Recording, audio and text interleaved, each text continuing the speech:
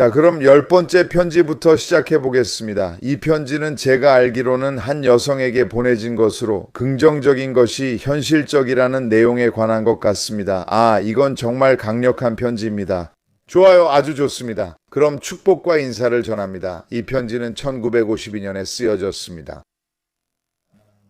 받으세요. 네.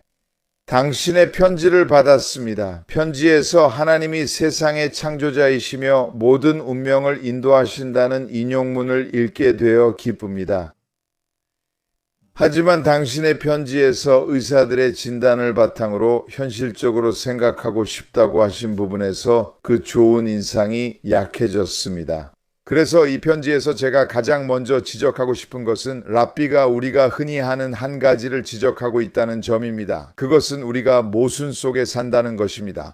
그래서 우리는 종종 그 모순을 스스로 인식하지 못합니다. 그래서 누군가가 우리에게 그 점을 지적해 줄 수 있다는 것은 좋은 일입니다. 랍비가 여기서 바로 그 일을 하고 있습니다. 랍비는 이 사람에게 한편으로는 당신이 하나님, 세상의 창조자, 모든 운명을 인도하시는 분을 언급한다고 말합니다. 그런데 또 한편으로는 당신이 곧장 하지만이라는 말을 꺼냅니다. 이 하지만이라는 단어는 배제의 의미를 가진 큰 단어입니다. 그렇죠?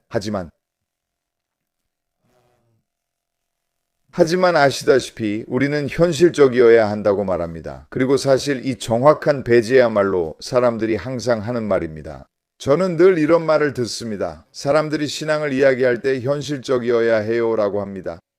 그리고 저는 그것을 옹호하려는 건 아니지만 이해한다는 차원에서 말씀드리고 싶습니다. 우리는 현실적이라고 부를 수 있는 것과 신앙 사이의 균형을 잡는데 정말 어려움을 겪습니다. 그리고 신앙이 있는 사람들조차도 이렇게 느낍니다. 알겠어요. 하지만 우리는 현실적이어야 한다고 생각합니다. 그리고 사실 그 말도 맞아요. 우리는 현실적이어야 하죠. 하지만 저는 그래도 해보겠습니다. 편지 마지막에 더 자세히 설명하겠습니다. 신앙이 있는 사람에게 현실적이란 무엇인지 말씀드릴게요. 우리는 신앙과 현실의 균형을 잘 몰라 두 가지가 모순된다고 생각합니다. 그래서 이렇게 말합니다. 나는 신앙을 가진 사람이다. 하지만 현실적으로 말하자면 이게 상황이니까 나는 어쩔 수 없이 이렇게 해야 한다고 말하죠. 그래서 우리가 이 부분을 논의할 겁니다. 사실 이게 바로 랍비가 다루고 있는 주제입니다. 어떤 사람이 의학적인 상황에 처해 있고 의사들로부터 자신의 상태에 대한 명확한 진단을 받았다고 합시다. 그래서 그 사람은 이렇게 말합니다. 나는 신앙이 있지만 현실적으로 생각해야 해. 이게 의사들이 나에게 말해준 거야. 그래서 랍비는 몇 가지 요점을 짚어줍니다. 아마도 그 사람이 살아가는 현실주의를 깨뜨리기 위해서일 것입니다. 그래서 그들이 현실적이라 생각하는 것이 실제로는 그렇지 않으며 유대인은 그렇게 현실적이어선 안 된다는 걸 알게 하려는 것입니다. 그래서 그는 먼저 이렇게 말하기 시작합니다. 먼저 말씀드리고 싶은 것은 저는 단지 그 연결고리를 보기만 해도 assistant 더하기 sen 더하기 sen 더하기 send 더하기 sen 더하기 sen 더하기 user업. 좋아요. 아무나 채팅창에 링크를 올려줄 수 있나요? 녹음본이요? 알겠습니다. 수업 끝나고 할 수 있을 것 같아요. 채팅창을 보고 있어서 먼저 말씀드려요. 레베는 현실적인 관점에서도 우리가 반드시 인식해야 할 사실이 있다고 말합니다. 아주 많은 경우에 최고의 의사들조차 진단에서 실수를 했다는 것입니다. 그래서 우선 레베는 인간이 불완전하다는 점을 강조합니다. 그러므로 인간이 말하는 것을 절대적으로 진실이라고 믿는 것은 실수입니다. 그것은 인간이 나쁘기 때문도 아니고 의사들을 신뢰하지 말아야 하기 때문도 아닙니다. 오히려 우리는 상황을 알기 위해 일부러 의사에게 찾아갑니다. 하지만 우리는 모든 인간의 활동에는 오류의 여지가 있다는 것도 알아야 합니다. 그래서 그들은 진단을 내린 것입니다. 그것을 절대적인 진리로 받아들이지 마세요. 그게 첫 번째입니다. 그렇다면 그게 현실적인가요? 우리는 그것이 안내 정보라고 말할 것입니다. 사실이 아니라 단지 안내 정보일 뿐입니다. 의사들은 자신들이 평가할 수 있는 만큼만 우리에게 말해줄 수 있지만 100% 절대적으로 사실이라고 말할 수는 없습니다. 그것을 아는 것이 중요합니다. 게다가 최근에는 의학 분야에서 매일 새로운 발견이 이루어지고 있으며 새로운 기적의 약과 방법들이 의료 치료에 혁명을 일으키고 있다는 것을 볼 수 있습니다. 또 다른 점은 레베가 말하길 새로운 약이 계속해서 발견되고 있다는 것입니다. 그리고 당신의 치료에 도움이 될 약이 곧 발견될 수도 있습니다. 그리고 우리가 하나님을 믿는다면 하나님께서 그 약이 개발되도록 이끌어 주실 수 있고 그러면 모든 것이 잘 될 것입니다. 그래서 단순히 내가 의사의 진단에만 얽매여 있다고 믿는 것은 모든 가능성을 포함하지 않는 것입니다. 사실 그것은 그렇지 않습니다. 사실 그것은 의사의 진단이 절대적인 진리라고 믿는 일종의 신념이 될 것입니다. 그리고 그것은 실수가 될 수 있습니다. 참고로 제가 말씀드리고 싶은 것은 아마도 24년 전쯤 아니면 23년, 24년, 25년 전쯤에 다른 교파에 랍비가 있었습니다. 네, 그분이 저와 에로지와 친구가 되었고 우리는 좋은 우정을 쌓았습니다.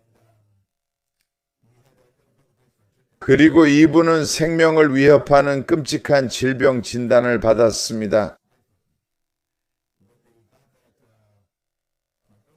정말 무서웠어요. 그냥 정말 무서웠다고 말할 수 있겠죠? 그리고 사실 이분은 자신의 방식대로 특정한 영적인 일들을 했던 사람이에요. 알다시피 제 유대교 이해로는 하지 않았을 일이었어요. 그분은 매우 영적인 일들을 했어요. 예를 들어 오헬에 가기 전에 미크베에 들어가기도 했고 오헬에 가기 전이나 그 외에도 여러 가지 일들을 했죠. 그리고 놀랍게도 이 병을 위한 임상시험 약이 있었고 그분은 그때부터 그 약을 복용해 왔으며 지금은 완전히 괜찮아졌습니다. 그게 바로 지금 레베가 말하고 있는 내용입니다. 대부분의 사람들은 그는 운이 좋았네 라고 말할 거예요. 아니에요. 그는 운이 좋았던 게 아닙니다. 하느님께서 그를 돌보신 거예요. 그건 운이 아니고 하느님께서는 우리 모두를 돌보십니다. 그러니 그건 지는 게 아닙니다. 레베가 그녀에게 기본적으로 말하고 있는 것은 의사가 진단을 내렸다고 해서 그게 희망이 없는 상황이라는 뜻은 아니라는 겁니다. 그게 첫 번째입니다. 두 번째로 희망이 있는 이유는 의사들이 항상 올바른 진단을 내리진 않기 때문입니다. 그렇다고 의사들이 일을 잘못한다는 건 아니죠. 그들은 자신들이 할 수 있는 것만 제안할 수 있습니다. 그리고 그때는 외부 개입의 다른 방법이 생길 수도 있습니다. 두 번째로 일반적으로 삶을 관찰해 보면 우리는 너무나도 이상하고 믿기 힘든 일들을 많이 목격합니다. 그래서 진정으로 현실적으로 생각한다면 어떤 것도 불가능하다고 여길 수 없습니다. 이 말을 꼭 들어보셨으면 합니다. 이 말이 여러분이 모든 것을 바라보는 방식을 바꿀 수 있기 때문입니다. 그리고 이것은 우리가 삶을 관찰할 때 첫 번째 포인트의 연장선상에 있습니다. 우리 모두가 마음을 연다면 볼 수 있는 것들이 정말 많습니다. 하지만 어떤 사람들은 이런 것들을 보지 못합니다. 그들의 눈이 너무 꽉 닫혀 있기 때문입니다. 하지만 우리는 정말 충격적이고 놀라운 일들이 일어나는 것을 많이 봅니다. 어떻게 그런 일이 일어났지? 이런 생각이 들 정도로 말이죠. 그렇지 않나요? 우리가 인생을 살아가면서 가져야 할 현실적인 태도는 무엇이든 가능하다는 것입니다. 레베께서는 여기서 어떤 것도 불가능하다고 생각하지 말아야 한다고 말씀하십니다. 즉 모든 것이 가능하다고 생각해야 한다는 뜻이죠. 이것은 매우 강력한 삶의 방식입니다. 제가 아까 말씀드리려고 했던 한 가지는 레베께서 그렇게 말씀하실 때입니다. 의사가 진단을 내렸다고 해봅시다. 그리고 의사 자신도 이 병에 쓸 약이 없다고 말할 수도 있죠. 알겠습니다. 제 말은 내일이면 새로운 약이 시장에 나올 수도 있고 임상시험 중인 약일 수도 있고 어떤 것이든 가능하다는 겁니다. 하지만 인생을 살아가는 방법이 있습니다. 그건 바로 레베께서 인생을 살아가신 방식이고 우리에게 그렇게 살아가라고 가르쳐 주신 방식입니다. 아시겠죠? 그리고 오늘 한 가지 생각이 들었습니다. 제가 준비를 하면서 레베께서는 이렇게 말씀드리겠습니다. 비록 이것이 레베의 존재 전체를 완전히 담아내지는 못하겠지만요. 하지만 한 가지 작은 측면, 레베의 놀라운 작은 측면 중 하나는 레베께서 정말 뛰어난 인간이었다는 점입니다. 그래서 인간적인 관점에서만 봐도 레베는 정말 뛰어난 지성을 가지고 계셨습니다. 그 뛰어남은 아마도 그 시대에 살았던 누구보다도 혹은 거의 모든 사람들보다도 뛰어났다고 할 수 있습니다. 그분의 시대의 레베는 정말로 뛰어난 사람이었습니다. 토라 학자들 중에서 가장 위대한 사람이라면 누구나 어떤 질문에 대한 답이 필요할 때는 레베에게 가야 한다는 것을 알고 있었습니다. 하지만 그것은 토라 학문에만 국한된 것이 아니었습니다. 레베도 과학을 공부했고 또 많은 다른 것들도 공부했습니다. 하지만 중요한 점은 레베가 정말로 뛰어난 지성을 가지고 있었다는 것입니다. 맞죠? 정말 그렇습니다. 그리고 제가 강조하고 싶은 것은 레베의 뛰어남은 단순한 지성을 넘어서 그가 사고방식에 담았던 태도에 있었다는 점입니다. 이것은 우리 모두가 사고방식에 적용할 수 있습니다. 꼭 뛰어날 필요는 없습니다. 제가 여러분과 나누고 싶은 생각은 뛰어남 자체도 있지만 그 뛰어남을 100배로 증폭시켜줄 또 다른 무언가가 있다는 것입니다. 그리고 그것은 바로 불가능한 것은 없다는 것입니다. 그래서 우리 중 누구든 인생의 모든 것을 불가능하지 않다고 접근한다면 예를 들어 우리가 문제를 만났을 때 그렇죠? 특정한 사람들이 있습니다. 여러분도 그런 사람을 알거나 여러분 자신일 수도 있습니다. 항상 해결책이 있다고 믿는 사람, 그것을 찾기만 하면 된다고 생각하는 사람, 이는 큰 축복입니다. 문제를 그런 방식으로 접근하는 사람은 일반적인 사람보다 인생에서 훨씬 더 많은 문제를 해결하게 됩니다. 왜냐하면 보통 사람들은 그냥 모르겠다 하면서 손을 들어 올리고 시작도 하기 전에 포기해버리기 때문입니다. 그리고 이게 바로 레베가 여기서 말하고자 하는 요점입니다. 그리고 레베도 그에 대한 증거를 보여주려고 하고 있습니다. 만약 여러분이 그냥 여러분이 아는 삶과 주변에서 일어난 일들을 바라본다면 여러분도 그걸 알게 될 것입니다. 충격적인 일들이 일어나잖아요. 그렇죠?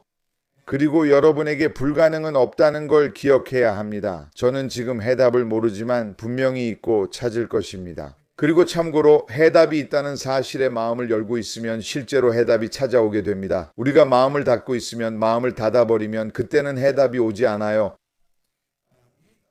이것은 상당 부분 신경계와 유기체의 저항과 밀접하게 관련된 상태입니다. 의학계에서도 환자가 치유에 대한 믿음이 강하고 나아지고자 하는 의지가 강할수록 회복 능력도 더 강해진다는 데 동의합니다. 레베는 여기서 또 다른 점을 지적하며 실제로 우리가 나아지고 있다고 믿는 것이 우리가 나아질 가능성을 크게 높여준다고 말합니다. 우리는 플라시보 효과를 잘 알고 있습니다. 실제 효과 없는 알약을 아픈 사람에게 줄 수 있습니다. 하지만 그 사람이 이 알약이 효과가 있다고 믿으면 그의 몸 전체가 이제 회복 모드로 작동하게 되고 실제로 그 사람이 나아지게 됩니다. 이게 항상 그런 건 아니지만 이런 일이 실제로 일어나죠. 이건 정말 강력합니다. 그리고 이 플라시보 효과에서 이렇게 강력한 부분은 바로 불가능한 것은 없다는 효과입니다. 무한한 신과 함께라면 불가능은 없습니다. 누군가 진심으로 믿는다면 그들에게는 그것이 가능하다는 믿음이 깊이 자리합니다. 그것만으로도 문제를 해결할 가능성이 100배는 더 높아집니다. 말할 필요도 없이 이것은 훈계하려는 의도로 하는 말이 아닙니다. 레베께서는 나는 당신을 훈계하는 것이 아니라 신의 섭리로 당신이 나를 알게 되었고 나도 당신을 알게 되었다고 말씀하십니다. 저는 위에서 말씀드린 생각들을 전할 자격이 있다고 생각합니다. 이 생각들은 성스러운 기억으로 남아있는 장인어른께 들은 특권이었습니다. 이와 비슷하게 이 편지가 작성되었습니다. 레베는 장인어른을 자주 인용하셨습니다. 레베가 장인어른이었기 때문입니다. 모두에게 레베가 필요합니다. 하지만 이것은 그의 장인어른께서 돌아가신 직후, 장인어른께서 돌아가신 지 2년 후의 일이었습니다.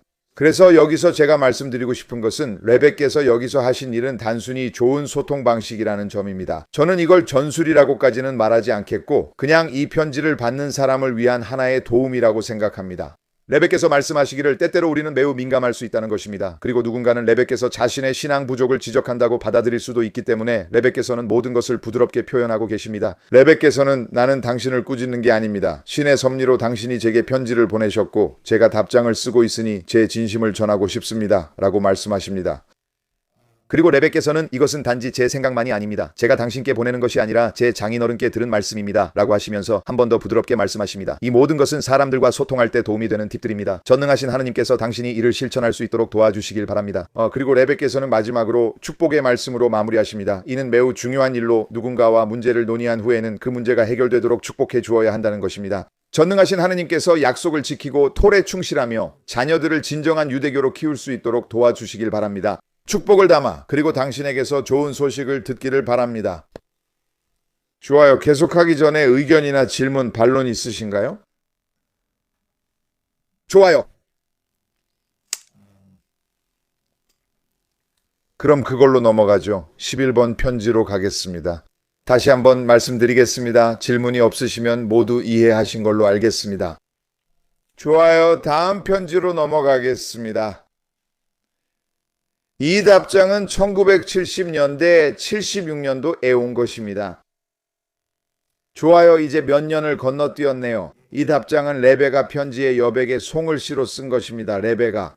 참고로 사람들이 레베에게 편지를 보낼 때 레베는 그 편지에 표시나 메모를 남기고 그 편지를 비서에게 다시 돌려주곤 했습니다. 그 편지에는 질문에 대한 답이 적혀 있었고 때로는 단어 하나를 지워 답하기도 했습니다. 예를 들어 이걸 하지 말아야 할까요? 라는 질문에 레베는 그 단어만 지우기도 했습니다. 하지 말아야 할까요? 에서 말아야를 빼면 해야 한다가 됩니다. 레베가 가끔 옆에 몇 마디를 덧붙이기도 했는데 이번이 그런 경우였습니다. 한 신사가 레베에게 영어로 편지를 썼는데 그의 아내가 광장 공포증, 즉 공공장소에 있는 것에 대한 두려움을 겪고 있다고 했습니다. 그녀는 어디를 가든 두렵고 힘이 빠졌으며 특히 군중 속에 섞여야 할 때 더욱 그랬습니다. 로쉬 하샤나 때도 마찬가지였습니다. 그녀는 자신의 공포증에도 불구하고 어떻게든 아이들을 회당에 데려갔지만 욤키푸르가 다가오자 자신은 들어갈 수가 없었습니다. 남편은 그녀의 상황을 개선하려고 최선을 다하고 있다고 썼고 레베에게 조언과 축복을 요청했습니다. 이것이 레베의 답변입니다. 네, 심각한 문제죠. 이 여성에게는 심각한 도전이 있습니다. 그녀는 지금 단순히 두려움을 가지고 있습니다. 그런데 말이죠. 심리학적인 이유든 뭐든 저는 그냥 그 말을 하고 싶었습니다. 이유가 뭐든 그냥 그렇게 말하고 싶었습니다. 알다시피 때때로 누군가 이런 두려움을 가지고 있을 때 두려움이 없는 사람은 그냥 극복하라고 말하죠. 도대체 뭐가 무섭냐고 묻기도 하고요. 우리는 그들과 이성적으로 대화하려 하지만 이런 공포증은 더 깊은 문제입니다. 단순히 극복할 수 없고 내면에 깊이 뿌리내려 정말 큰 도전입니다. 그래서 레베께서는 그녀가 자신의 상황을 쉽게 다루라고 말씀하셨습니다. 이게 무슨 뜻일까요? 그래서 레베께서는 많은 사람들이 공포증을 겪지만 그들도 평화롭고 편안하게 살아간다는 점을 알아야 한다고 하셨습니다. 레베께서는 이 문제를 심각하게 받아들이지 말라고 하셨습니다. 우리는 종종 이렇게 행동하며 많은 사람들도 그렇습니다. 나는 큰 문제가 있다고 생각하고 그것이 장애물이라고 여깁니다. 그래서 레베께서는 가장 먼저 전체 상황을 완화시키려고 하십니다. 그들은 진정하게 되죠. 그렇죠. 이걸 그렇게 큰 문제로 만들지 마세요. 그리고 이건 그 사람 주변에 있는 사람들에게도 해당되는 말로 그들도 그녀를 지지해 줘야 한다는 뜻입니다. 좋아요. 문제가 있으면 그 문제를 해결합시다. 문제를 해결합시다. 하지만 이걸 큰 문제라고 생각하는데 집중하지 맙시다. 있는 그대로 받아들이세요. 모두 문제는 있으니 우리가 해결할 거예요.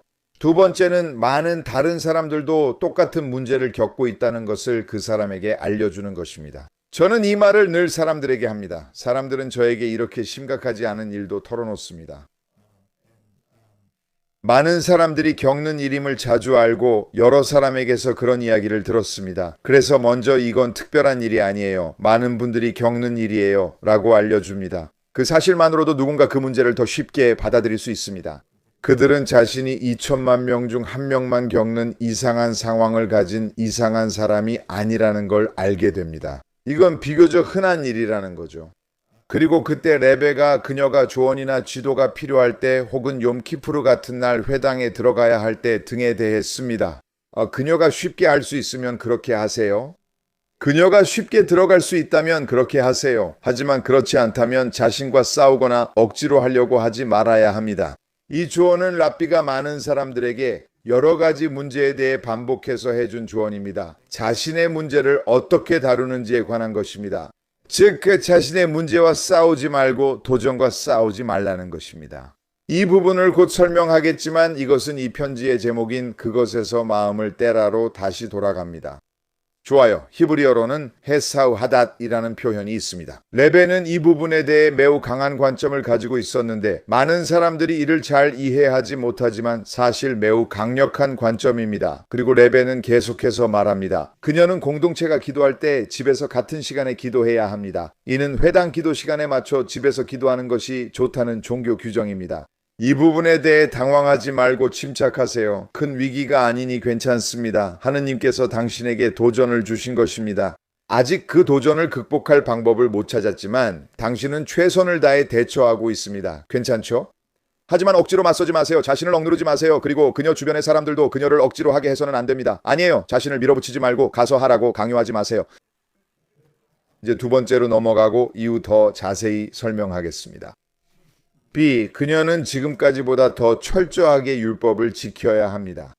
즉, 그녀는 미츠바를 지키는데 훨씬 더 신중해야 하며 그 결과 하나님에 대한 그녀의 믿음도 더욱 강해질 것입니다. 그리고 그녀가 미츠바를 지키는데 더 철저하고 더 신중하며 더 세심해짐으로써 하나님에 대한 그녀의 믿음이 강화될 것입니다. 그리고 하나님에 대한 믿음도 더욱 깊어질 것입니다. 이렇게 하면 하나님께서 그녀를 지켜주심을 느끼며 걱정과 공포감, 공포증이 줄고 하나님의 존재도 더 많이 느껴 더 안전하게 느낄 것입니다.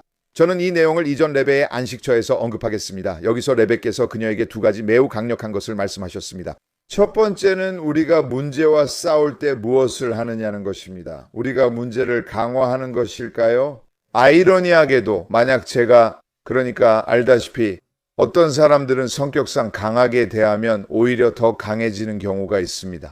그들 안에 있는 호랑이나 사자를 깨우게 되고 그러면 그 사자가 당신에게 달려듭니다. 처음보다 훨씬 더 큰 문제를 스스로 만들어낸 셈이죠.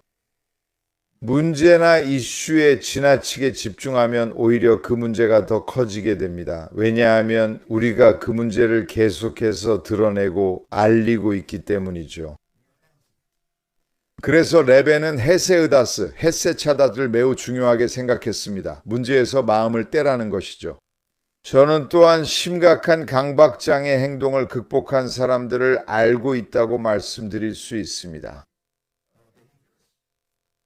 그들은 여러 가지 치료법을 모두 시도해봤지만 강박장애 행동을 극복한 유일한 방법은 문제에서 마음을 떼었을 때였습니다. 그들은 그냥 받아들이기 시작했습니다. 나는 이런 게 있고 이런 행동을 한다. 이게 나다. 그리고 여기 앉아서 이 문제에 집착하거나 없애려고 애쓰지 않겠다고 생각했습니다. 그리고 그 문제에서 마음을 떼자 실제로 그 행동을 멈출 수 있었습니다. 바로 이것이 레베가 말하는 요점입니다. 건강하지 못한 습관들이 있습니다.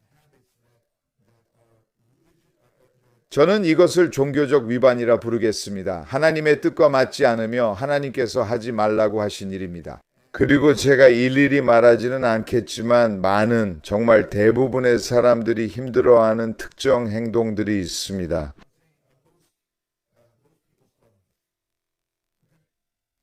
사람들이 레베에게 어떻게 해야 하냐고 묻자 레베는 이렇게 조언했습니다. 레베의 조언은 그것에 대해 생각을 떨쳐버리고 집착하지 말라는 것이었습니다. 그것은 당신이 가진 도전이니 너무 생각하지 말고 좋은 일에만 몰두하라는 것이었습니다. 그것이 레베의 가르침이었고 이것은 두 번째 요점과도 일치합니다. 두 번째 요점은 우리가 그것을 이해해야 한다는 것입니다. 저는 항상 카이로프랙틱을 예로 듭니다. 사실 카이로프랙터에게 가본 적이 없는 것 같아요. 어쩌면 한 번쯤 갔을지도 모르지만 기억이 없습니다. 그래서 찬성이나 반대하는 것과는 아무 상관이 없고 그냥 좋은 비유라서 예로 드는 것뿐입니다. 온몸이 정렬되어 있을 때 사람의 몸은 잘 기능합니다. 사람의 삶이 하나님과 더 잘 정렬될수록 그들은 정서적으로나 영적으로 더 건강해집니다. 그래서 라삐님은 항상 계명을 지키는 것을 강화하고 자신의 목적, 영적인 목적, 이 세상에 온 이유를 강화해야 한다고 말씀하십니다. 그러면 자동적으로 나머지 존재도 건강해집니다. 왜일까요? 우리가 해야 할 일을 할 때 많은 것들이 따라오기 때문입니다. 이런 일들을 할 때 우리가 미처 깨닫지 못하는 많은 부수적인 이점들이 있습니다. 우리가 미츠바를 지키고 관찰함으로써 우리는 더 하나님과 일치하게 됩니다. 우리는 하나님과 더 의식적으로 연결되고 우리 삶에서 하나님의 존재를 더 인식하게 됩니다. 그리고 이 모든 것이 이런 종류의 문제들을 모두 없애줍니다. 그래서 레베도 그것을 포함시킵니다. 그것만이 아닙니다. 저는 또 한 가지 분명히 하고 싶은 게 있습니다. 레베에 대해 정말 놀라운 점인데요. 레베는 그녀의 문제를 이용해서 그녀가 더 신앙심 깊어지도록 강요하지 않습니다. 레베는 그녀에게 더 신앙심 깊어지는 것이 문제의 해결책이라고 말하고 있습니다. 그것들이 문제 해결의 일부라는 것이죠. 그게 레베가 말하는 바입니다. 레베는 결코 자신의 목적을 위해 다른 사람을 이용하지 않습니다. 레베의 목적은 단 한 가지입니다. 아시겠지만 레베의 목적은 바로 그 사람이었습니다. 우연히도 그 사람에게 가장 좋은 것은 유대인으로서의 삶을 살아가는 것입니다. 좋아요. 이 편지는 여기서 마치겠습니다. 좋아요. 이제 12번째 편지로 넘어가겠습니다. 좋아요. 이제부터는 믿음과 이해에 대해 다루는 여러 편지들을 살펴볼 건데 편지들 사이에 약간의 반복이 있을 겁니다. 진리는 변하지 않으니 레베께서 여러 번 같은 내용을 반복하셨고 각 편지마다 다른 뉘앙스가 드러났을 것입니다. 이 편지들은 매우 중요합니다. 첫째로 우리가 자주 겪는 큰 도전 중 하나는 우리가 얼마나 신앙을 가져야 하는지 또 얼마나 이해해야 하는지에 대한 문제입니다. 이 둘을 어떻게 균형 있게 맞출 수 있을까요? 어디서 하나가 끝나고 어디서 하나가 시작되는지 그런 문제죠. 그리고 인간의 가장 큰 장애물 중 하나는 우리의 지성입니다. 제가 말씀드리는 맥락을 이해할 수 있게 더 명확히 하겠습니다. 인간의 가장 큰 자산 중 하나는 우리의 지성이고 인간의 가장 큰 결점 중 하나도 우리의 지성입니다. 제가 말하고 싶은 것은 바로 이것입니다. 그것은 여러분이 개인으로서 가진 거의 모든 자산에도 해당될 것입니다. 즉, 우리가 어떤 특정한 방식으로 정의될 때, 예를 들어 내가 이 분야에서 뛰어나다고 하면 그것은 자동적으로 다른 한 면이 있다는 것을 의미합니다. 여기서 뛰어나면 저기서는 뛰어나지 못하니까 결핍이 생기죠. 맞죠? 아니면 여기서 뛰어나다거나. 나는 이 길에서는 아주 잘하지만 이런 유형의 사람은 저 길에서는 잘하지 못합니다. 제 말이 무슨 뜻인지 아시겠죠? 마찬가지로. 지성은 엄청난 자산이지만 우리는 지성을 올바르게 사용하는 방법을 알아야 믿음과 잘 균형을 이룰 수 있습니다. 그리고 이것이 바로 랍비가 여기서 많이 다루게 될 내용입니다. 이 편지는 1973년에 쓰여졌습니다. 보시다시피 인사와 축복이 담겨 있습니다. 당신의 편지를 받고 기뻤습니다. 타무즈 18일에 보내주신 편지와 방문 때 나눈 대화가 기억납니다. 하느님께서 좋은 소식만 허락하시길 바랍니다. 그러니 앞으로도 같은 맥락에서 그리고 점점 더 좋은 소식을 계속 전할 수 있기를 바랍니다. 당신은 몇 가지 질문과 의문 등이 있다고 언급하셨습니다. 물론 명확한 설명을 구하는데 부끄러움을 느낄 필요는 전혀 없으며 의문이 있다면 혼자 간직하지 말고 반드시 답을 찾아야 합니다. 아마도 그 사람이 질문에 미안해했기 때문에 레벡께서 미안해할 필요 없다고 하신 것입니다. 단 레벡께서는 한 가지 조건이 있다고 하셨습니다. 하지만 우리가 원하는 모든 질문을 할 수 있고 또 반드시 해야 하지만 한 가지 조건이 있습니다. 네, 한 가지 조건이 있습니다.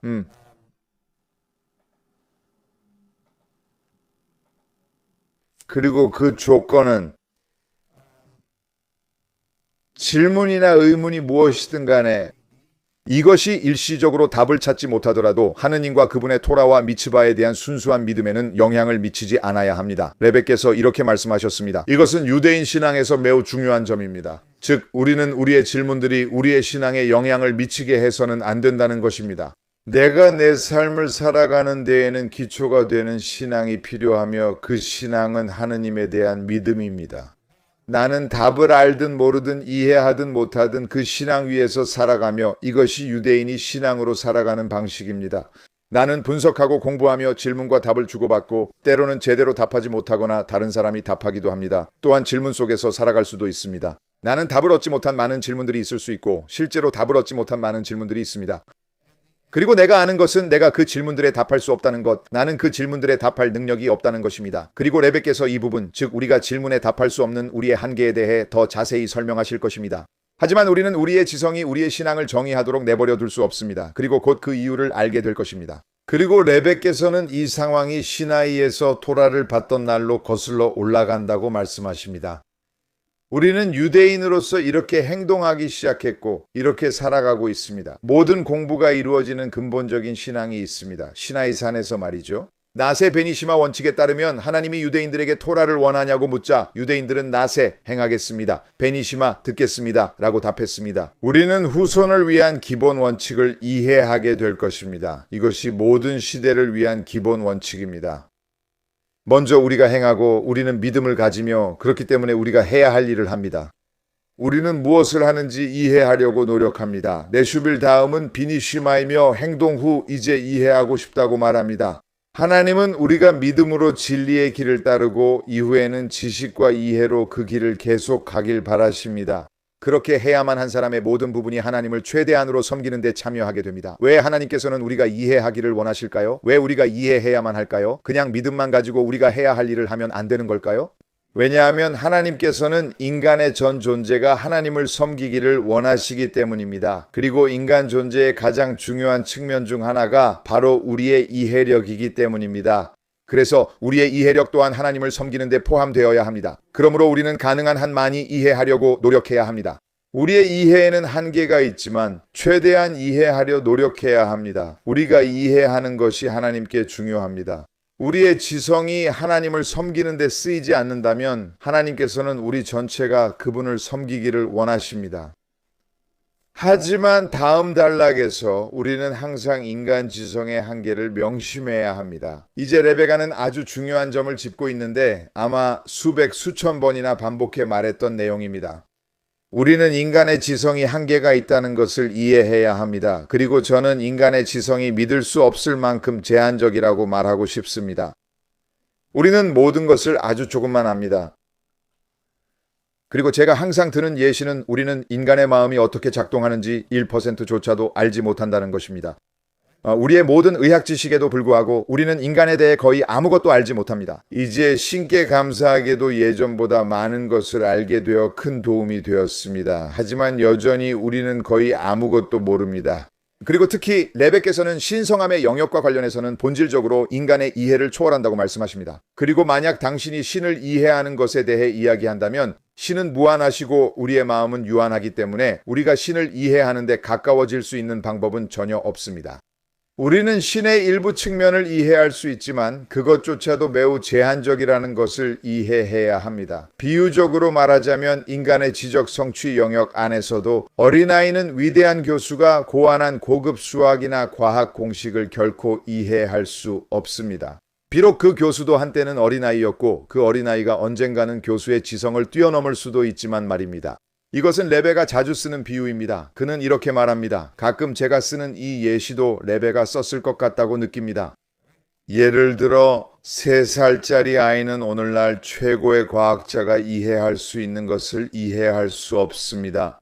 지금 우리가 아는 사실은 그 교수도 한때는 아무것도 이해하지 못했던 3살짜리 아이였다는 것입니다. 그리고 이 3살짜리 아이가 언젠가는 이 과학자보다 더 뛰어난 사람이 될 수도 있습니다. 다시 말해서 이들은 서로 상대적이며 같은 위치에 있고 둘 다 인간이고 둘 다 지적이며 둘 다 그렇습니다.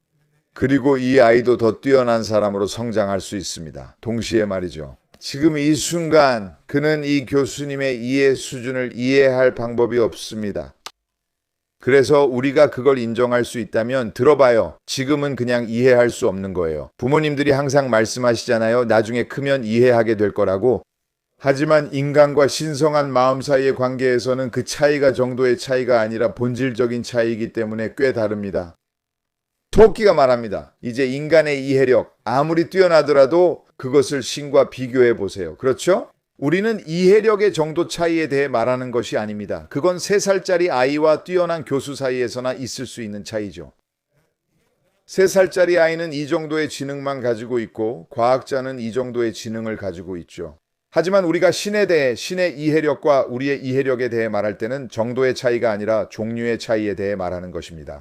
신의 이해력은 우리가 이해할 수 있는 것과는 완전히 다른 종류의 이해력입니다. 창조된 존재와 창조주 사이에는 무한한 이해의 차이가 있습니다. 따라서 토라와 미츠바, 즉 신의 지혜와 뜻은 아무리 해도 제한된 방식으로만 이해할 수 있습니다. 우리가 이해하는 모든 것, 심지어 신께서 우리에게 주신 신성한 지혜인 토라와 미츠바조차도 마찬가지입니다. 우리 역시 매우 제한된 방식으로 각자의 능력만큼만 이해할 수 있습니다. 그는 얼마든지 질문하고 탐구할 수 있지만 앞서 말한 기본 조건을 잊지 않아야 합니다. 그렇다면 우리는 어떻게 해야 할까요? 우리는 탐구합니다. 우리는 이해하려고 노력하고 질문합니다. 왜 이렇게 된 걸까? 등등. 하지만 그럴 수는 없습니다. 우리의 지성은 결코 우리의 신앙의 근거가 될 수 없습니다. 왜냐하면 우리의 신앙이 우리가 이해하는 것에 의존한다면 그건 너무 근시안적인 생각이에요. 우리가 아는 것은 너무 적어요. 진정으로 신실한 사람이 되기 위해 우리는 무한하신 하나님께 믿음을 둡니다. 그리고 우리는 그 믿음을 따라갑니다. 그 위에 우리는 가능한 한 많이 이해하려고 노력합니다. 위에서 언급한 내용은 특히 현재의 3주 동안에 매우 중요합니다. 여름철에는 3주간이라고 불리는 기간이 있는데 이 기간은 두 성전의 파괴를 애도하는 기간임을 여러분도 아실 겁니다. 그리고 트레바는 지금이 특히 중요하다고 말합니다. 베이트 하미크다시의 파괴를 기념하는 이 시기에 우리의 죄로 인해 우리가 땅에서 추방되었다고 기도에서 말하듯이 우리는 유배 생활을 하고 있습니다. 따라서 우리 모두는 성전을 잃게 된 원인을 바로잡고 되돌리기 위해 최선을 다해야 합니다. 더 많은 토라를 공부하고 더 많은 미츠바를 실천하며 그것들을 주변 환경에 널리 퍼뜨림으로써 말입니다. 이렇게 해서 그 결과가 바뀌고 이 날들이 기쁨과 즐거움의 날이 되리라는 신성한 예언이 성취되길 바랍니다. 진정하고 완전한 구울라, 즉 의로운 마시아흐를 통한 구속이 이루어지길 기대합니다. 이제 레베의 말씀이 있습니다. 그리고 지금 이 말씀이 매우 중요합니다. 왜냐하면 이제 우리는 그것을 알아야 하기 때문입니다. 우리가 유배 생활을 하고 있고 성전을 갖지 못한 이유는 우리가 지은 죄, 즉 하나님과 일치하지 않았기 때문입니다. 그러므로 우리는 하나님께서 우리에게 명령하신 모든 것을 해야 한다는 것을 알 수 있습니다. 그래서 우리는 그렇게 합니다. 우리가 이해하는 것과 상관없이 우리는 반드시 헌신해야 합니다. 그리고 레베께서는 일반 메시지의 4번을 동봉하며 두 분 모두에게 흥미로울 것이라고 믿는다고 말씀을 마무리하셨습니다. 우리의 대화 중에 언급했듯이 미세스 소엔소 역시 그 기반을 확산하는 데 중요한 역할을 맡고 있습니다. 토라의 샘물을 그녀의 친구들과 그녀의 모임에서 퍼뜨리는 것이었습니다. 레베께서는 항상 하시던 대로 그들에게 다른 이들을 격려하라고 격려하고 계십니다. 가장 중요한 것 외에도 이것이 물질적 영적인 하나님의 축복을 받을 수 있는 통로를 넓히는 방법입니다. 축복의 통로를 넓히려면 다른 유대인들이 하나님의 길로 나아가도록 이끄십시오. 우리 모두 그 부르심을 들을 수 있다고 생각합니다. 그러니까 친구를 이 수업이나 다른 수업에 초대할 때 당신은 엄청난 일을 하고 있는 것입니다. 자신을 위한 축복의 통로를 여는 것뿐만 아니라 이 일에서 두 분 모두 하츠라 성공을 얻으시길 바랍니다. 두 분 모두 이 일에서 성공하시고 건강하게 즐기시길 바랍니다. 마음의 기쁨과 함께 하시길 바랍니다. 우리 모두 괜찮아요. 알겠어요. 네? 그 말이 완전히 이해가 되고 저도 이해해요. 하지만 동시에 신앙 안에서 태어나지 않았을 때, 이해 속에서 태어나지 않았을 때는 여전히 어려운 부분이 있어요. 그리고 무빙스톤 맞죠? 그래요. 거꾸로죠. 맞아요. 먼저 공부부터 시작하고 지성을 사용하기 시작하죠. 그래요. 그리고 배우고 이해하게 되고 그리고 정말로 신앙을 배우게 돼요. 신앙은 타고나는 걸까요? 정말로 높은 수준의 신앙에 도달할 수 있을까요? 사람이 지적으로, 이성적으로 신앙을 쌓으면 정말로 그렇게 될 수 있을까요? 먼저 정말로? 그렇죠. 그래서 여러분이 이것을 알았으면 합니다. 여러분이 유대교에 접근할 때 지금 인정하고 있는 것보다 훨씬 더 많은 신앙을 실제로 실천하고 있다는 것을요. 만약 여러분의 친구들 중 몇 명이 와서 왜 그런 행동을 하느냐고 묻는다면 여러분은 그것에 대해 가장 깊이 있는 지적 근거를 내세우지는 못할 것입니다. 하지만 여러분에게는 엄청난 신앙이 있고 그것이 여러분이 많은 일을 하게 만드는 원동력이며 여러분이 하는 모든 일의 큰 부분을 차지합니다.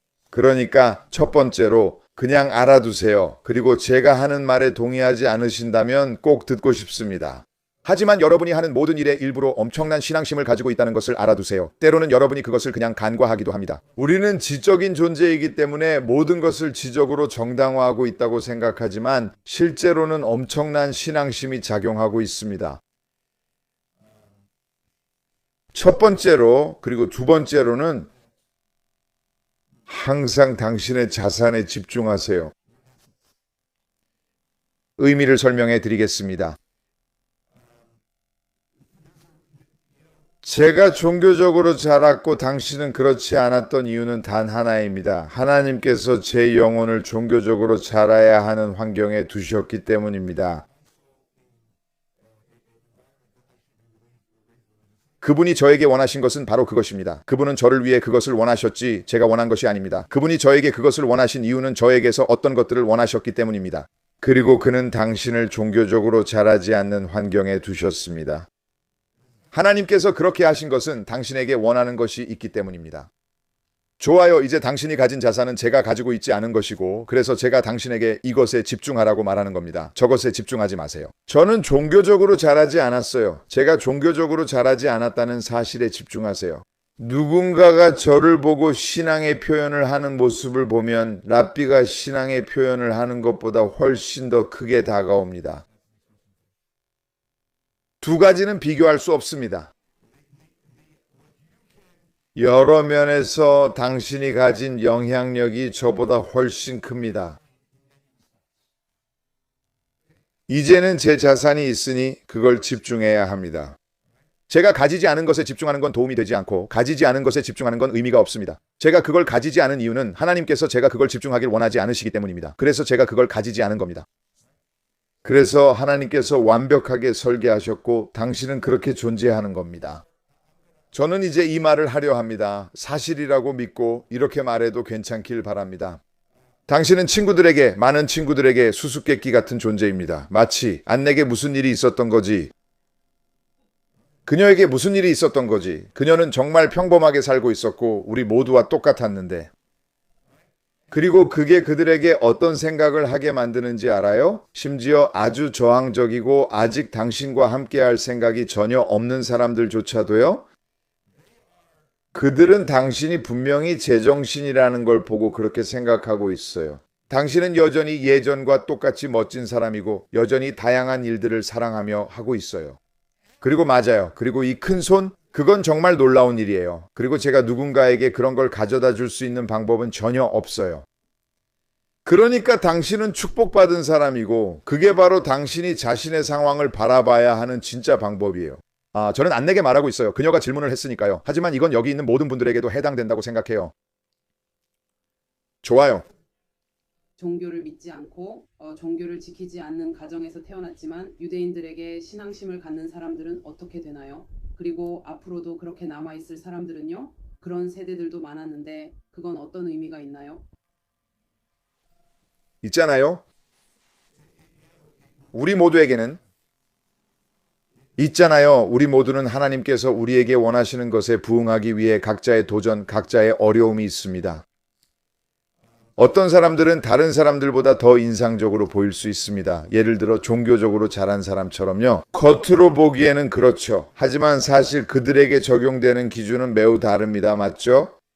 그들이 얼마나 많이 하고 있는지가 중요한 게 아니라 단순히 얼마나 많이 하는지가 아니라 얼마나 깊이 있게 하고 있는지도 중요합니다. 그들이 정말로 자신이 하는 일과 깊이 일치하고 있는지 아니면 단순히 행동만 하고 있는지 말이죠. 그리고 스스로 다가오는 사람들이 있고 또 그곳에 오기조차 힘들어하는 사람들이 있어서 모두가 그들에게 물어봐야 하죠. 그리고 저는 또한 어떤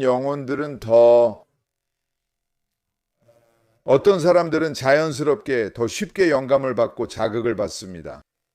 정확히 알거나 측정할 수 없는 다양한 측면이 많습니다. 그리고 그게 바로 그들의 삶이고 그들의 도전이죠. 우리는 그들을 최대한 지원하려고 노력합니다. 그리고 앞으로 어떻게 될지는 그들이 결정하는 대로 될 것입니다. 우리는 그들을 판단하지 않습니다. 다시 말하지만 저는 그들의 영혼이 본래 다른 영혼만큼 자연스럽게 영감을 받지 못한다고 생각하는 편입니다. 제 말은 이 일을 하면서 제가 아는 바를 말씀드릴 수 있습니다. 어떤 사람들은 제가 한순간에 만나도 그들은 감동을 받고 또 어떤 사람들은 10년이 지나도 한 번도 감동을 받지 못하더라고요. 영어로 말하자면 더 까다로운 문제라고 할 수 있죠. 마음을 움직이기가 더 어렵습니다. 그게 그 사람들의 일부입니다. 우리는 이를 이해해야 그들을 판단하지 않고 받아들일 수 있습니다. 그게 현실입니다. 저는 그걸 알 필요 없습니다. 저는 그저 제 자신을 돌보고 가능한 한 많은 사람들에게 영감을 주고 가능한 한 많은 사람들을 지원하면 됩니다. 좋아요. 우리 준비됐으니까 다음 편지로 넘어가죠. 좋아요. 이것도 신앙과 이해에 관한 또 다른 편지입니다. 1927년 호주 빅토리아에 살던 분께 인사와 축복을 전합니다. 1927년에도 이미 볼 수 있습니다. 네, 죄송합니다. 제가 1927년이라고 했는데 1967년입니다. 이것들은 1967년의 편지들입니다. 그리고 보시다시피 이미 1967년에 레베가 전 세계에 편지를 쓰면서 인사와 축복을 전하고 있습니다. 저는 당신이 이해하지 못하는 여러 가지, 예를 들어 당신 아버지의 고통에 대해 쓴 편지를 잘 받았습니다. 당신의 편지를 보아하니 분명히 인간이 하나님의 길을 이해하지 못하는 것이 당연하다는 점을 길게 강조할 필요는 없을 것 같습니다. 레베가 항상 도달하는 결론이 무엇입니까? 항상 이 지점에 도달합니다. 인간은 하나님을 이해할 수 없으며 이것이 우리에게 기본이 되어야 합니다. 그렇게 생각하지 않는 것은 착각 속에 사는 것입니다. 그래서 내가 하나님이 왜 어떤 일을 하시는지 이해할 수 있다고 생각하는 것은 터무니없는 생각입니다. 이제 저는 우리 마음이 그 자체로 하나의 동물처럼 행동하는 우리의 마음이 항상 이해하려고 노력할 것이라고 말씀드리고 싶습니다. 그래서 마음이 무엇을 보든지 그것을 이해와 파악의 모델로 받아들이려고 합니다. 그래서 우리의 마음은 항상 이해하려고 하고 마음이 이해하지 못하면 우리는 괴로워합니다. 그리고 우리는 스스로 거의 이해하지 못함을 상기해야 합니다. 그리고 분명히 나는 신을 이해할 수 없습니다. 창조된 존재, 창조되고 유한한 존재가 어떻게 무한한 존재를 이해할 수 있겠습니까? 그 반대라면 오히려 놀라울 것입니다. 인간이 신을 이해할 수 있다면 충격적일 것입니다.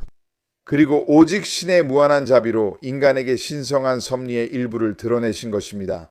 그리고 우리는 신께서 무한한 존재를 매우 제한된 공간, 즉 유한한 것으로 걸러내야 했다는 사실을 깨달아야 합니다. 이것은 본질적으로 한 현실에서 다른 현실로 옮겨가는 것입니다. 신의 현실을 받아들여 신과 다른 유한한 현실에서 이해할 수 있게 하는 것입니다. 그래서 우리가 어떤 것들을 이해할 수 있도록 우리가 실제로 이해할 수 있는 모든 것은 신께서 주신 엄청난 선물입니다. 그래서 이것이 바로 레베가 항상 강조하는 첫 번째 요점입니다. 그리고 레베는 비유를 사용합니다. 간단한 예시가 있고 여기에는 몇 가지 더 많은 비유가 있습니다. 위대한 과학자의 행동을 5살짜리 아이가 이해하지 못하는 것은 전혀 놀라운 일이 아닙니다. 이것이 바로 우리가 이전 편지에서 다뤘던 내용입니다. 과학자도 한때는 5살이었음에도 불구하고 말이죠. 5살짜리 소년이 자라서 훨씬 더 위대한 과학자가 될 수도 있습니다. 같은 요점입니다. 다시 말해 5살짜리 소년은 잠재적으로 성숙한 과학자가 가진 모든 자질을 가지고 있습니다. 여기서 레베는 이 부분을 좀 더 자세히 설명합니다. 그는 말합니다. 5살짜리 아이는 아직 실현되지 않았을 뿐 잠재적으로 성숙한 과학자의 모든 자질을 가지고 있습니다. 하지만 5살짜리 아이가 위대한 과학자를 이해하지 못하는 것은 놀라운 일이 아닙니다. 하지만 창조된 인간은 창조주와 공통점이 전혀 없습니다. 인간은 잠재적으로도 가지고 있지 않습니다. 신의 모든 자질을 소유하고 있지 않습니다. 우리는 매우 제한적입니다. 창조된 존재는 지능과 능력에 있어서 창조주와 공통점이 전혀 없습니다. 오직 하나님의 자비로 인해 하나님의 섭리의 일부 측면이 인간에게 드러난 것뿐입니다. 고난의 문제도 포함되는데 이 부분에서도 비슷한 비유를 사용할 수 있습니다. 그래서 이제 그는 하나님의 자비로 하나님께서 우리에게 고난에 대한 어느 정도의 이해를 주셨다는 것을 보여주려고 합니다. 네, 어느 정도 이해는 있지만 제한적입니다. 그러나 고난을 바라보는데 큰 기회를 제공합니다. 어린아이가 앉아서 알파벳을 배우고 숙제를 하라고 들었을 때 이것은 그 아이가 신선한 공기를 마시러 밖에 나가는 것을 막고 때로는 제때 식사를 하는데 방해가 되며 잠자는 시간도 줄일 수 있습니다. 아이는 지시에 따르는 척하지만 실제로는 따르지 않습니다. 아이들은 지시의 지혜를 깨달아서가 아니라 부모나 선생님에 의해 강제로 해야 하기에 선택의 여지가 없습니다. 아이 입장에서는 내버려 두세요. 저는 놀고 밖에 나가고 먹고 자고 싶어요 라고 생각합니다. 부모는 네가 이걸 필요로 해라고 말하지만 아이는 그 필요를 이해하지 못합니다. 아이는 그저 여기 있고 싶지 않지만 어쩔 수 없이 있다는 것만 압니다. 이것은 아이가 창문을 깨거나 그런 행동을 하지 못하도록 자유를 제한하는 경우가 아닙니다.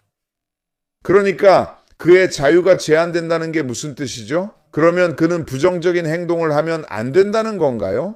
그건 다른 상황입니다. 아이에게 있어서 신선한 공기나 휴식을 빼앗기는 것은 진정한 고통입니다. 이런 것들은 모두가 좋다고 인정하는 것들이죠. 다시 말해서 아이가 무언가를 부술 것 같아서 제지하면 아이는 왜 자신이 제지당하는지 이해합니다. 하지만 아이가 중요하게 여기지 않는 일로 제지하면 아이는 그것을 이해하지 못합니다. 그리고 아이는 너 못됐어, 너 미쳤어, 뭐해? 라고도 할 수 있습니다. 뭐든지요. 아이들에게는 그것이 진짜 고통입니다. 그럼에도 불구하고 아이의 일시적인 고통이 며칠이나 몇 달 동안 이어진다 해도 그것이 무슨 상관이겠습니까? 평생 동안 누릴 그 이익과 비교하면 몇 년의 고통쯤은 아무것도 아니지 않겠습니까? 하지만 부모는 아이가 얻는 이익이 평생 가는 이익이라는 것을 알고 있습니다. 그래서 아이가 발버둥치고 소리 지르며 고통받고 있다고, 이른바 고통받고 있다고 해도 그 일시적인 고통을 그가 얻게 될 이익과 비교할 수는 없습니다. 부모로서 가끔 이렇게 말하죠. 언젠가는 나에게 고마워할 거야. 그날이 언제인지는 아무도 모르지만 언젠가는 우리에게 고마워할 겁니다. 추가로 기억해야 할 점은 아팠던 사람이 있을 때입니다. 그래서 이제 랍비가 어디로 가고 있는지 이해할 수 있겠죠. 랍비가 이렇게 말하고 있습니다. 이 세상에서 우리가 겪는 일들 중에는 진짜 고통이 있습니다. 그리고 우리는 진짜 고통이 얼마나 끔찍한지 알고 있습니다. 고통에도 여러 단계가 있는데 그중 일부는 정말 끔찍하고 상상 이상으로 끔찍합니다. 저는 고통받는 이에게 이런 말을 하지 않을 겁니다. 랍비는 이 말을 고통받는 사람의 아들에게 합니다. 고통받는 당사자는 매우 힘든 상황입니다. 그들이 스스로 이 사실을 알고 받아들이든지 아니면 그냥 내버려 두고 그들을 지지해주고 안아주고 정서적으로 지지해주는 것이 중요합니다. 고통받는 사람에게 이런 말을 해서는 안 됩니다. 우리의 고통이 너무 커서 작은 고통마저도 우리를 지배해 아무 말도 들리지 않을 때가 있습니다. 하지만 여기서 기억해야 할 점이 있습니다. 병을 앓던 사람이 결국 병에 굴복하게 되면 모든 정상적인 사람들에게 분명한 것은 그 병이 오직 육체에만 영향을 미칠 수 있다는 사실입니다. 여기서 랍비는 또 다른 점을 말씀하고 계십니다. 누군가가 병에 걸려 그 병에 굴복하더라도 그것은 오직 그 사람의 육체에만 영향을 미칩니다. 분명히 예를 들어 환자의 혈액에 문제가 있다 하더라도 그것이 환자의 영적인 삶이나 영원한 영혼에는 영향을 미칠 수 없습니다. 육체적인 질병은 영혼에 영향을 미치지 않습니다. 다시 말해 그것은 영혼이 자신을 표현하는 능력에만 영향을 줄 수 있습니다. 왜냐하면 영혼은 육체를 통해 자신을 표현하기 때문입니다. 하지만 영혼 자체는 언제나 100% 건강합니다. 다시 말해 환자가 병에 굴복하는 것은 오직 영혼과 육체의 결합이 끝났기 때문일 뿐이며 영혼은 영원한 존재입니다. 이것은 유대교 신앙의 기본 토대이며 다른 신앙도 마찬가지입니다. 그래서 레베께서는 전체적인 관점을 잃지 마십시오 라고 격려하십니다. 당신의 아버지가 육체적으로 고통받고 있다는 것은 사실입니다. 첫 번째로 누군가의 고통의 목적을 우리가 이해할 방법은 없습니다. 우리는 그저 이해할 수 없습니다. 우리는 인간이고 그 고통은 무한하신 하나님으로부터 오는 것입니다. 인간적인 차원에서 좋은 고통의 맥락이 있긴 합니다. 예를 들어 우리가 자녀를 훈육할 때처럼 말이죠. 그래서 우리는 이해하려 하지만 이 경우엔 그 이유를 알지 못합니다. 고통이 선하단 건 알지만 아마 이 생애에선 완전히 이해하지 못할 겁니다. 그리고 레바는 계속해서 이렇게 격려합니다. 아니요, 이 모든 것은 육체에 있는 것이지만 당신의 아버지의 진짜 모습인 영혼은 100% 괜찮고 온전하다고 말이죠. 토라에서 이런 내용이 자주 설명됩니다. 이는 단지 관점을 발전시키는 과정입니다. 여러분께서 이해해 주셨으면 합니다. 이 편지들에서 얻는 미묘한 이점이 정말 많아 일일이 다 말할 수 없을 정도입니다. 제가 집중하지 못할 수도 있고 저 자신도 의식하지 못할 수도 있습니다. 하지만 이 모든 것이 우리에게 강조하는 것 중 하나는 이것이 우리를 발전시키는 데 도움이 된다는 점입니다. 이 대화를 통해 우리는 사물을 육체의 관점에서 바라보고 또 영혼의 관점에서 바라보는 것에 대한 더 깊은 인식을 갖게 됩니다. 그리고 우리가 단순히 한 가지 관점, 즉 육체적인 관점에서만 볼 수 없다는 것을 깨닫게 됩니다. 우리는 두 가지 관점에서 바라봐야 합니다. 그리고 그것이 이 경험에 대한 우리의 전체적인 관점을 바꾸고 재구성하게 만듭니다. 우리가 누군가의 고통을 바라보고 있다는 것이죠. 맞죠? 여기에는 두 가지 역학이 있습니다. 하나는 육체이고 또 하나는 영혼입니다. 맞죠? 그리고 그것이 우리가 이것을 더 미묘하게 바라볼 수 있도록 도와줍니다. 토라에서 또 다른 점은 이 땅에서의 삶이 오직 미래와 영원한 내세를 위한 준비에 불과하다는 것이 자주 설명되고 강조된다는 것입니다. 즉, 이 세상은 매우 일시적인 시기로 영혼이 하늘에서 와서 몸에 들어가 120년 동안 살다가 떠나는 곳이라는 의미죠. 맞죠? 그래서 120년이라는 존재는 영혼이 몸에 갇혀서 어떤 일들을 이루기 위해 주어진 매우 일시적인 기간입니다. 그리고 나서 몸은 죽고 영혼은 계속 존재하게 됩니다. 이 관점 자체가 항상 기억해야 할 매우 중요한 관점입니다. 그래서 영혼은 다음 세계로 가게 되는데 그곳은 물질의 세계가 아니라 영의 세계입니다. 그곳에서 영혼은 영성, 신성의 행복 속에 머무르게 됩니다. 혹은 그 밖에 무엇이든요. 그 부분에 너무 깊이 빠지고 싶지는 않습니다. 그래서 랍비는 이 남자에게 이것을 상기시켜 줍니다. 이것은 우리가 요즘 읽고 공부하는 잘 알려진 페르키 아보트의 미슈나에서도 가르쳐지고 있습니다. 페사흐 이후부터 로시 하샤나까지 몇 주 동안 우리는 매주 샤밧에 우리 조상들의 윤리를 공부합니다. 미슈나에 그렇게 나와 있습니다. 이 세상은 미래 세계로 가는 현관과 같습니다. 즉, 이 물질 세계는 복도, 미래 세계로 들어가는 입구와 같습니다. 미슈나는 연회장에 들어갈 수 있도록 현관에서 자신을 준비하라고 말합니다. 이 세상이 전부가 아니라는 것을 기억하세요. 이 세상은 단지 현관일 뿐이고 그저 복도일 뿐입니다. 연회장은 다음 세상입니다. 그러니 준비하세요. 화려한 결혼식장에 들어가서 본 연회장에 들어가기 전에 뭘 하시나요? 작은 복도 같은 곳에 있잖아요. 거기에는 거울이 몇 개 있어서 거울을 보며 모든 게 제대로 되어 있는지 잘 보이는지 확인하죠. 맞죠? 우리가 이 세상에서 해야 할 일도 바로 그겁니다. 우리는 우리가 할 수 있는 모든 것을 바로잡고 하나님께서 우리를 이 세상에 두신 목적을 이루고 있는지 확인해야 합니다. 그래야 영원히 연회장에 들어갈 수 있습니다. 이제 사람이 현관에 머무는 동안에는 고통의 시간이 있지만 그로 인해 연회장에서는 무한한 보상을 얻게 됩니다. 분명히 그럴 만한 가치가 있을 것입니다. 레베께서는 하나님께서 이 영혼이 이 육체에 있는 동안 이 고통을 겪기를 원하시는 어떤 이유가 있다고 말씀하십니다. 우리는 그 이유를 이해하지 못합니다. 하지만 우리가 아는 것은 그 고통 때문에 영혼이 얻게 될 이익이 있다는 점입니다. 마치 아이와 같은 경우처럼요. 영혼이 이 고통을 통해 다음 세상에서 얻게 될 이익은 너무나도 커서 실제로 그 고통을 겪을 가치가 있다고 할 수 있습니다. 다시 말하지만 우리는 고통을 달라고 하나님께 요청하거나 바라지 않습니다. 하지만 고통이 올 때마다 우리는 그로부터 큰 이익이 온다는 것을 스스로 상기할 수 있습니다.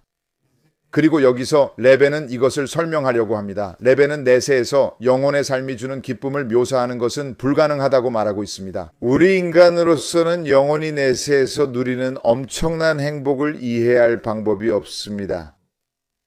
왜냐하면 이 세상에서도 영혼이 육체와 연결되어 있을 때조차도 그 삶은 무한히 더 높은 차원에 있기 때문입니다.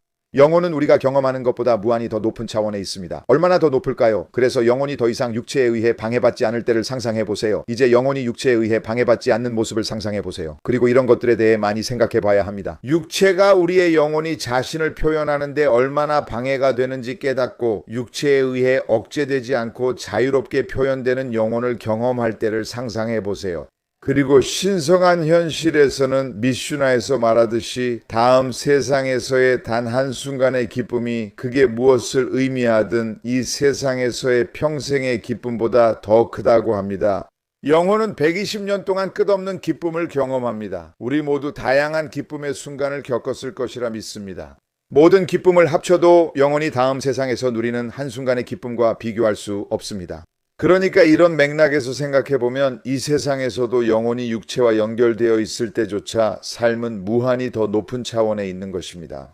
영혼이 육체의 방해를 받지 않을 때는 얼마나 더하겠습니까? 맛있는 사탕을 받았을 때 아이가 느끼는 기쁨과 흥분을 중요한 과학적 문제를 해결하는 데 성공한 매우 현명하고 박식한 과학자가 느끼는 기쁨과 비교해보세요. 그렇죠?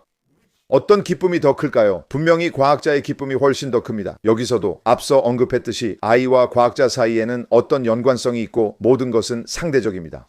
하지만 이 땅에서의 삶과 미래 세계에서의 영혼의 삶에 관해서는 그 차이는 정도의 차이가 아니라 본질적인 차이입니다. 우리는 완전히 다른 두 경험을 이야기하고 있으며 둘 사이엔 공통점이 전혀 없습니다. 레베는 현관에서의 고통은 연회장으로 가는 복도에 불과하며 결국 일시적인 것이고 얻는 것은 영원하다는 점을 기억해야 한다고 지적합니다. 또 다른 점은 고통은 일시적이지만 얻는 것은 영원하다는 것입니다. 그러니까 인생의 모든 것이 그렇듯이 우리는 장기적인 이익을 위해 잠깐 투자하는 것입니다. 우리는 이해하게 될 겁니다. 성숙한 사람들은 그것의 가치를 이해합니다. 물론 왜 더 많은 것을 얻기 위해서는 반드시 무언가를 포기해야만 하는지 그렇게 조건이 정해져 있는지 궁금할 수 있습니다. 이것은 아이가 왜 밖에서 노는 즐거움을 포기해야 하냐고 묻는 것과 같습니다. 하지만 아이에게서 그것을 빼앗는 것이 정말로 불친절한 일일까요? 그래서 비록 그것이 좋은 질문이긴 하지만 우리는 여전히 아이가 숙제를 하도록 밖에 나가는 것을 못하게 하는 것이 불친절하다고 말하지는 않을 것입니다. 위의 설명이 당신의 질문에 대한 답변으로 충분하길 바랍니다. 하지만 더 논의하고 싶으시다면 편지에서 언급하신 라비 아무개와 상의하셔도 됩니다. 알겠습니다. 이미 시간이 된 것 같아서 더 붙잡고 싶지 않습니다. 여기서 마치고 이 편지는 다음 주에 계속하겠습니다. 지금은 품위에 어긋나는 행동 부분까지 왔습니다. 사실 완전히 다른 주제입니다. 여기서 멈추기에 딱 좋은 지점이죠. 정말 흥미로운 부분입니다. 그러니 다음 주에 다시 오시게 하려면 뭔가 기대감을 줘야겠죠. 이건 사교 댄스에 관한 질문인데 기본적으로 남녀가 함께 춤을 춘다는 뜻입니다. 이건 우리가 인생을 아는 방식에 도전하게 만들 거예요. 저도 그 점은 이해하지만 이건 엄청난 통찰을 제공할 것이고 우리 스스로를 더 솔직하게 돌아볼 수 있게 도와줄 겁니다. 좋아요. 그럼 다음 주에 기대할 만한 게 있겠네요. 정말 흥미진진한 수업이 될 거예요.